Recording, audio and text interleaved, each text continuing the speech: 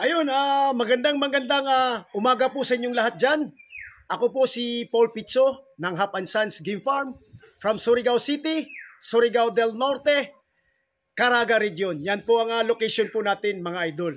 So, yung Facebook account ko po is naulit na po, nag-iba na. Yung complete name ko na po, yung Hipolito Morcia Pizzo Jr. Yan po ang ano po natin. Nandyan po sa taas yung profile pic po natin para dali nyo po akong mahanap. Minsan may nagtatanong din na hindi daw nila ako mahanap kahit na-search na po nila. Mag-message na lang po kayo sa akin or ibigay nyo yung ano po sa akin. I-text nyo muna ako. Nandyan naman po yung number po natin dyan. O sa screen na yan. So, i-text muna ako. Akong una mag-message sa inyo. Kasi maraming beses na, mga 10 beses na ata na hindi daw nila ako mahanap. Yung Hipolito Morcia Pizzo Jr. So, yun. Magandang maga. Huwag nyo munang kalimutan mag-subscribe, mag-like at mag-share.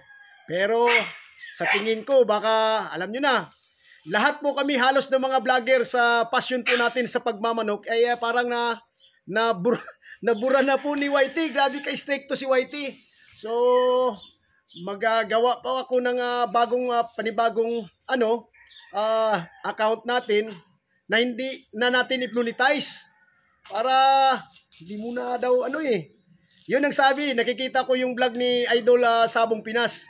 Nabanggit niya yun. So, ganun din ang gagawin natin. Alam mo naman, nagpa-follow po tayo sa mga vlogger po natin.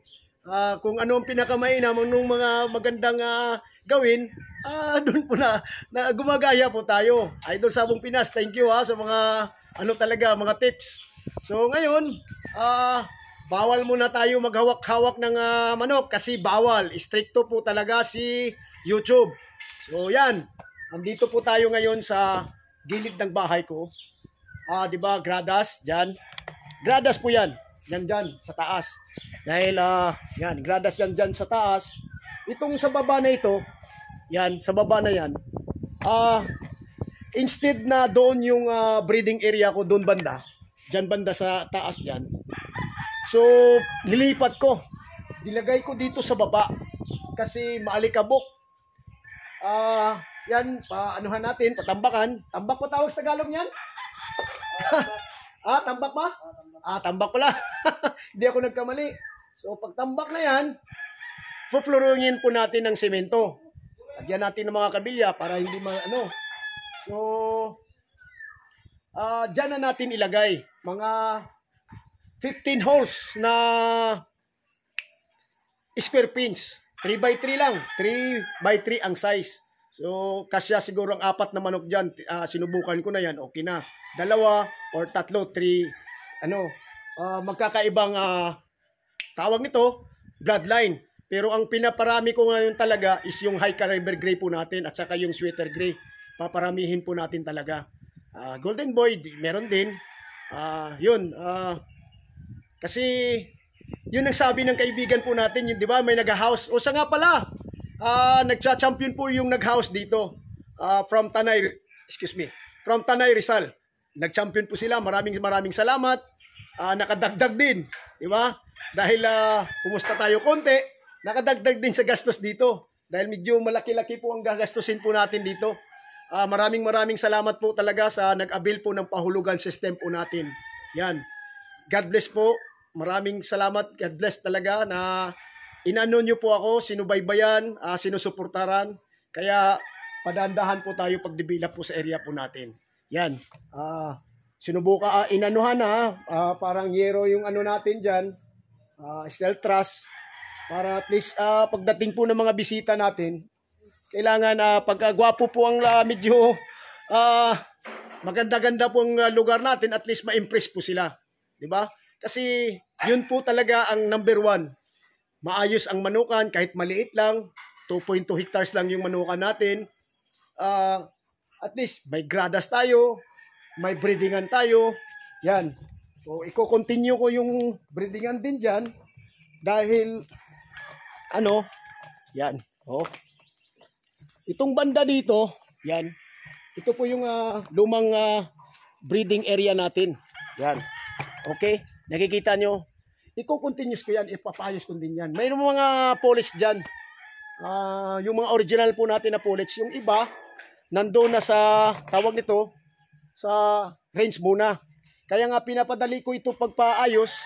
Kasi para at least makasilik na talaga po ako. Kasi kung sa range, nahihirapan po ako pag puhuli sa kanila. Mas maganda, matingnan natin sa kanila, nandyan sila sa square pinch.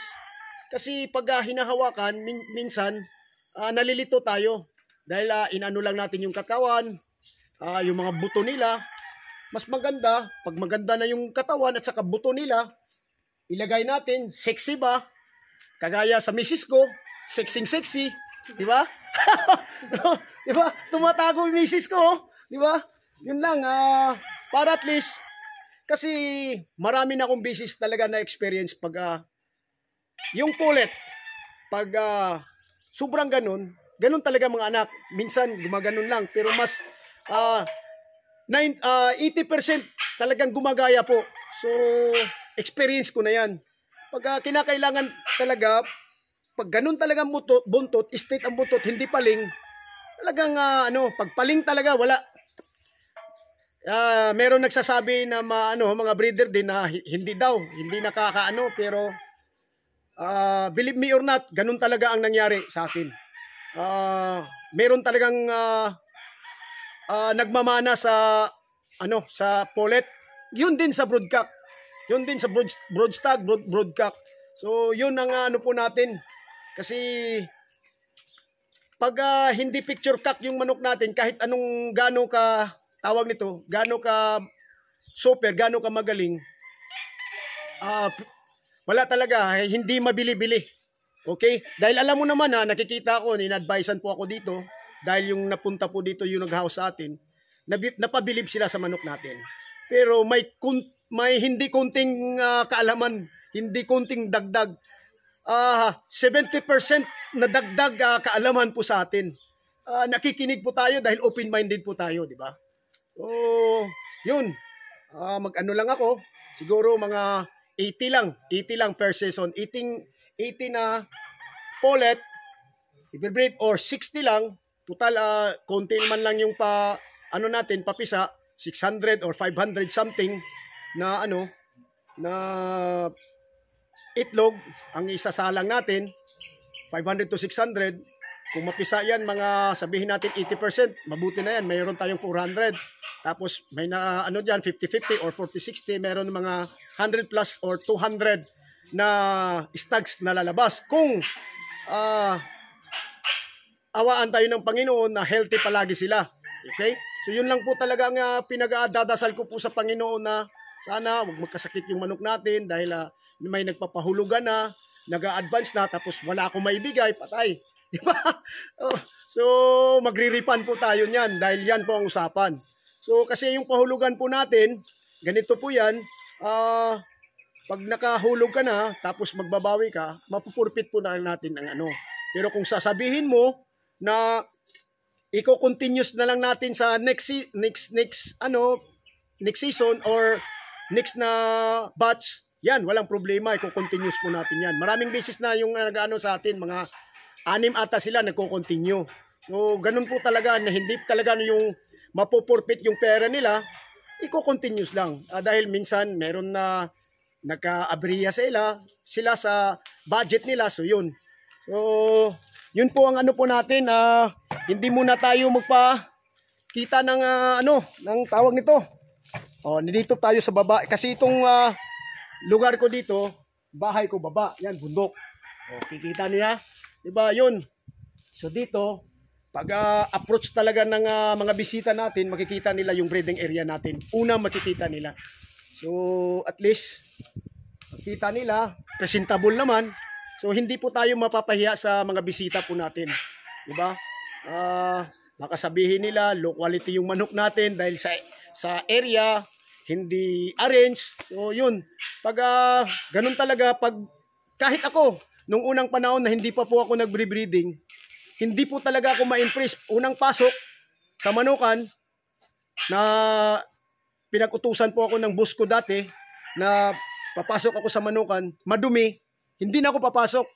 Yan, madumi at saka hindi arrange. Kahit anong pagkagaling ang manok niya, hindi po talaga ako papasok niyan. Doon talaga ako sa parehas lahat ang quality ng manok eh. So nakikita mo na pag hindi organize yung mga breeding nila, yung pagkaka-arrange ng area nila at saka madumi, nagpapakita na hindi healthy. Hindi healthy. Kasi hindi nga na-arrange, hindi nalinisan. So ibig sabihin, yung pag-aalaga po nila is papitiks-petiks lang, 'di ba? Hindi talaga kasi diyan mo babasihan eh. Pag malinis ang lugar mo, malinis din ang kapaligiran, magaling din ang mga tao mo mag-alaga ng mga breeding o pagpapalaki sa kanila. Di ba yun ang tama? Kasi ako, iba talaga, maraming talaga nag-a-advise sa akin na i-arrange yung breeding area mo, dandahan lang, dahil nag-aano lang po tayo sa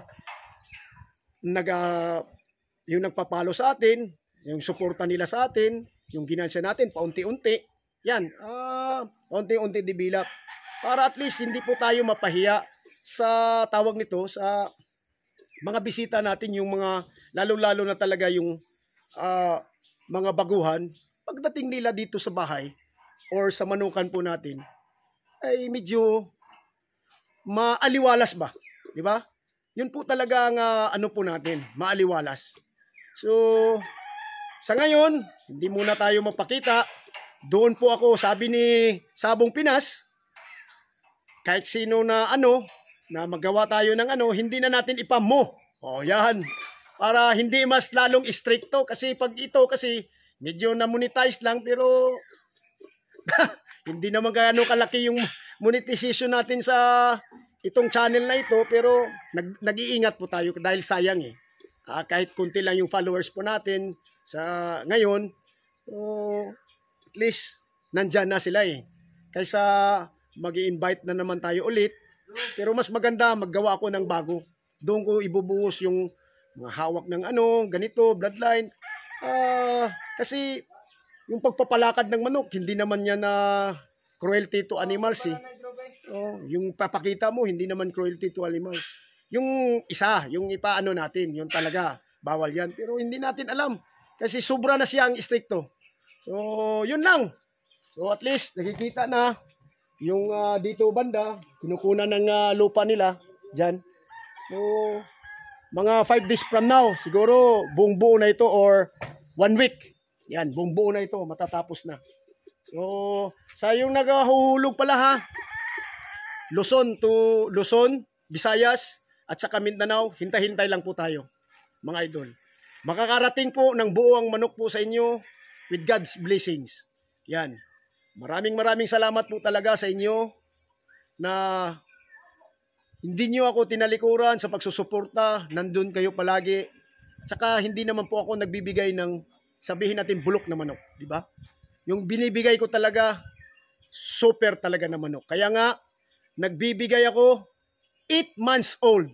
Yung talaga, yung nag-aano na po sila. Okay? Naglalaro na po sila. Para at least doon mo makikita. Kasi meron akong pinapalitan ngayon. 6 ata. 6 na manok na pinapalitan ko. Kasi ganito eh. Hindi magaling sa laro. So, palitan natin, di ba? Mahirap naman magbigay tayo ng hindi magaling. So, kailangan super talaga. So, yun lang, mga idol. Huwag nating kalimutan mag-ingat. Huwag nating kalimutan magdasal. Pag magdasal man tayo, lagay po natin sa isipan, sa puso po natin si Papa Jesus. God bless! Good morning to all!